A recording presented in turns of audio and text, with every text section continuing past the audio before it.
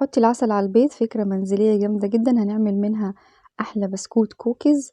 35 حبة كوكيز من بيضاية وكوباية عسل. تعالي نشوف المقادير ونشوف عملنا ايه ونشوف الحقيقة برضو. ده فيديو موجود في قنوات كتير. كوباية عسل على بيضاية ونعمل منها كوكيز. تعالي نشوف ايه النتيجة وايه اللي طلع معايا وايه الحقيقة اللي محدش بيقولها. بس تعالي امشي معايا كده في الخطوات اللي منتشرة واللي الكل بيعملها. الصراحة كوكيز جامد جدا طبعا. بس هقولك على حاجة محدش قالها قبل كده. حطيت كوباية عسل على كوباية على بضاية، وحطيت رشة فانيليا. تمام، وهنزل عليهم بنص كوباية سمنة او زبدة او زبدة على زيت المتوفر عندك. دي كانت نص كوباية مش مليانة قوي، وعلى فكرة كوباية العسل كانت صغيرة وكوباية السمنة دي كانت صغيرة، فانا حطيت نص برضو. تمام، و3 كوبايات دقيق، عليهم معلقة من البيكنج باودر. انا حتى نسيت احطه وبعد كده حطيته بعد ما قلبت الحبة دول.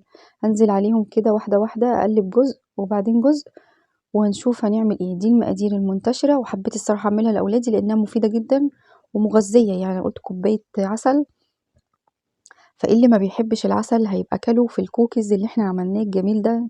شفتوا شكله كده كان جميل قد ايه في اول الفيديو. فالصراحة قلت هي وجبة مغذية كده، وحاجة كده يقزقزوها على الفطار على العشاء، حلوة. تمام، حطيت كده باقي مكونات الدقيق وهنعجن كده كلها بايدينا. وفي الوقت ده بتكوني مشغلة الفرن. تمام، بس كده بقت عجينة جميلة كده قدامك وطرية، والصراحة ما خدتش وقت خالص. يعني في 5 دقايق تكوني محضراها. وبعد كده بقى هنبدأ نشكلها. هجيب الصينية وهجيب الشوكليت شيبس وهنعملها. بصي كده تلاقي عجينة كده طرية وحلوة. يبقى كده تمام معاكي. تابعيني بقى عشان اقولك النتيجة واقولك بالظبط آه طعمها ايه، وهي فعلا زي الكوكيز اللي بره ولا مش زيها، وايه الحقيقة اللي محدش بيقولها. لو ما كنتيش اشتركتي في القناة يلا اشتركي وفعلي الجرس علشان خاطر يوصلك كل الفيديوهات. وتابعيني بقى في تفريزات وتنظيفات ورمضان. هنعمل حاجات جامدة جدا لرمضان ان شاء الله. وشوفي الفيديوهات اللي فاتت برضك هتلاقي فيها حاجات كتير جدا تفيدك. انا النهارده كنت واقفه كده، والصراحه الوصفه دي يعني من كام يوم كده بتنونو في دماغي اعملها للولاد.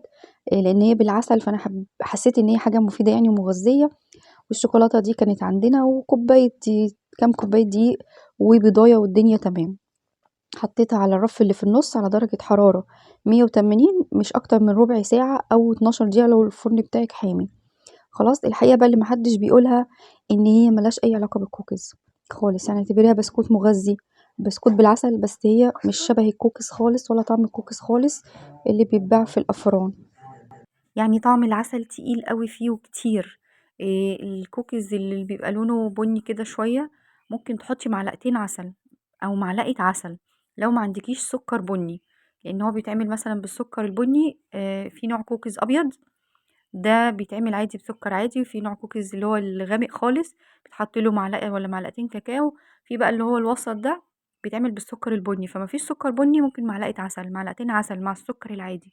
لكن كوباية عسل كانت حاجة تقيلة قوي، وبتاكلي يعني كأنك بتاكلي بسكوت بالعسل. فهو كان تقيل قوي الصراحة العسل بتاعه.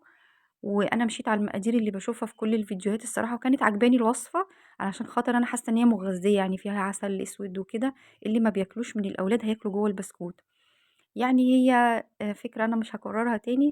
ممكن لو عملتها اعملها بمقادير الكوكيز العادية. اللي يعرفها بقى واللي ما يعرفهاش ان شاء الله نبقى نعملها في بعض الفيديوهات اللي جاية ان شاء الله.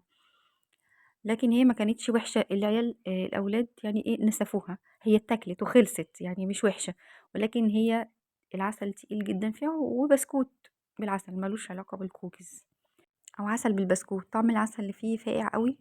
وأنا مشيت على نفس المقادير، كوباية عسل و3 كوبايات دقيق بضاية. فده كان رأيي فيها. متنسوش بقى المتابعة والاشتراك، وانتظروا الفيديوهات الجاية.